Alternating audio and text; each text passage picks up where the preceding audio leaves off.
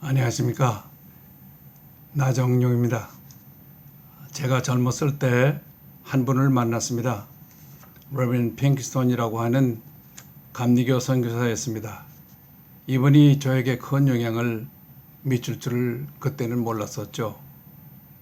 이분은 한국전쟁에서 외아들을 잃고 괴로워하던 중 하나님의 음성을 듣고 원수 같은 나라 한국을 오히려 돕기로 결심한 나머지 순종하는 마음으로 이곳에 오신 분이었습니다. 막상 와서 보니 고아들이 거리마다 넘쳤고 저들이 배가 고파 먹을 것을 구하는 안타까운 모습이 그의 눈에 들어왔습니다. 그는 지체 없이 고아원 세우는 이 일에 착수했습니다. 저의 상식으로는 이분이 뜬구름 잡는 사람 같이 보였습니다. 그러나 어려움 속에서도 오히려 생명력 넘치는 그의 삶에 저는 매료가 되었고 얼마 가지 않아서 그와 함께 고아원 생활을 시작을 했습니다. 그러나 이제까지 제멋대로 살았던 200여 명의 고아들과 함께 먹고 자고 생활한다고 하는 것은 그리 쉬운 일은 아니었습니다. 그들 중에는 나보다 더 나이 많은 자들도 있었습니다. 아니, 자기 나이가 얼마인지조차 모르는 애 어른도 있었습니다. 생년월일 모르는 아이들, 본관은 물론이고 성도 모르는 아이들이 수두룩했었습니다. 질서가 있을 리 만무하지요. 그러나 아침 기도회, 수요 예배, 주일 예배는 빠짐없이 드렸습니다. 처음에는 비웃으면서 재미삼아 참석하는 이들이 시간이 지날수록 진지해지기 시작을 했습니다. 찬송을 목청이 터져라 불렀고 통성기도 시간에는 자기 서러움에 복받쳐 소리내어 울기도 했습니다. 이렇게 십수년이 흘러가자 예기치 않던 놀라운 일이 벌어졌습니다. 하나님 말씀이 저들의 마음을 찢어 놓았고 배고픔의 울부짖음을 회개의 울부짖음으로 바꿔 놓았습니다. 전에 없던 마음의 평강을 찾았고 거저 주시는 은혜를 깨닫기도 했습니다. 이상하게 용기도 자신감도 솟아올랐고 남들같이 배우고 싶은 마음도 우러났습니다. 그래서 즉시 고등공민학교를 세워서 저들을 마음껏 가르치기 시작을 했고 저들은 마음껏 공부하기 시작을 했습니다. 어린이 합창단도 만들어졌고 밴드부도 만들어졌습니다. 일선 장병을 찾아가 노래 불렀고 소대문 유치장 재수자를 찾아가 위로 공연도 해주었습니다. 기적은 계속되었습니다. 남의 도움이나 바라던 거지들이 이제는 도움을 주는 자가 되었습니다. 고아원의 분위기는 완전히 바뀌었고 고아원은 큰 잔치자리가 되어버렸습니다. 내 것을 내 것이라 고집하지 않고 받은 것을 주님 뜻대로 썼더니 이러한 놀라운 기적을 맛보게 되었습니다. 그리고 그 기적의 현장은 잔치자리가 되는 것을 경험을 했습니다. 주님께서는 누가복음 12장에서 부자 한 사람을 소개하고 있습니다.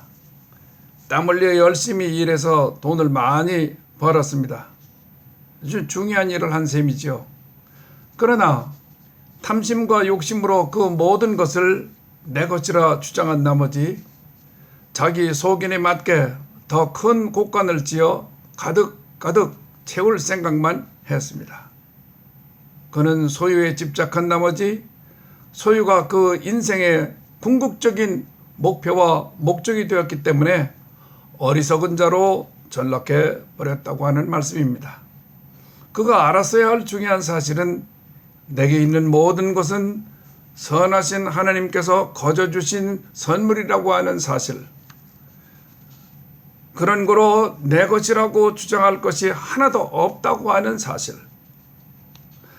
모든 것을 아낌없이 거저 주신 하나님 아버지의 뜻대로 사용하지 않고 자기 소견에 맞게 자기 곳간에 채워놓고 자신도 그 속에 갇혀 소유의 포로가 되었다고 하는 그 사실을 알았어야만 했죠.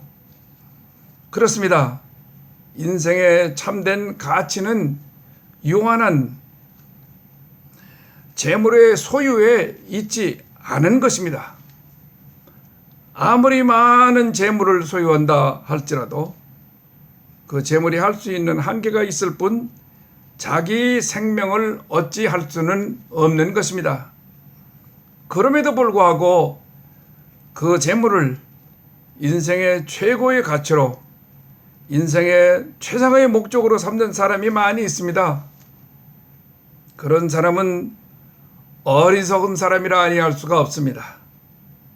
눈에 보이지 아니하는 영원한 세상을 보지 못하고 눈에 보이지 아니하는 영원한 생명을 알지 못하였기 때문에 눈에 보이는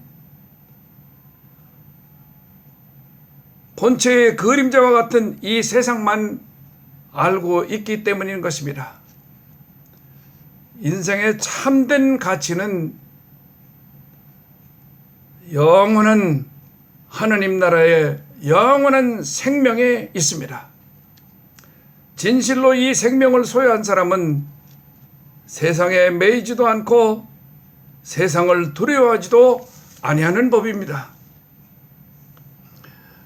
눈에 보이는 이 세상과 자연은 눈에 보이지 아니하는 영적인 실체인 영원한 나라에서 나온 그림자에 지나지 아니하는 것입니다. 믿음의 눈으로 영원한 나라, 영원한 생명을 본 아브라함과 같은 사람은 영적인 거룩한 일을 감당할 수가 있었고, 누가복음 12장의 부자는 이 영원한 나라, 영원한 생명을 보지 못하고 다만 그 그림자만 본 사람이기 때문에 영적인 거룩한 사역을 감당하지 못했을 뿐만 아니라 어리석은 자로 전락해 멸망해 버리고 말았던 것입니다. 그러니 우리가 성실한 정직으로서 하나님 사역을 감당할 수 있는 첫 단계는 내 것은 없대, 하나도 없다라고 확실히 고백하는 것입니다. 이 고백을 하지 못하고 소유의 노예가 되어버린 이 부자와 같은 자는 하나님 앞에서 부끄러움과 수치를 면치 못할 것입니다. 그런 거로 매일 아침마다 이 고백을 소리 높여 선포합시다. 내 것은 없대, 없대, 하나도 없습니다. 그리하면 삶의 불평과 불만은 사라질 것이고 죽음 너머에 영원한 나라를 소유하고 영원한 생명이 약동하여 새 힘과 새 용기가 솟아날 것입니다. 실이 가득한 고아원이 잔치자리로 변하였듯이 우리가 실존하는 곳마다 잔치자리로 변할 것입니다. 그래서 주님께서도 공생에 시작하실 때에 잔치자리에서 시작하신 것 같습니다. 자, 우리도 주님과 같이 매일매일 잔치합시다. 회개의 잔치, 감사의 잔치, 나눔의 잔치, 찬양의 잔치, 우리의 일생이 한바탕 질탕한 잔치가 되게 합시다. 거기서 만나 뵙게 되기를 기원합니다. 할렐루야. 아멘.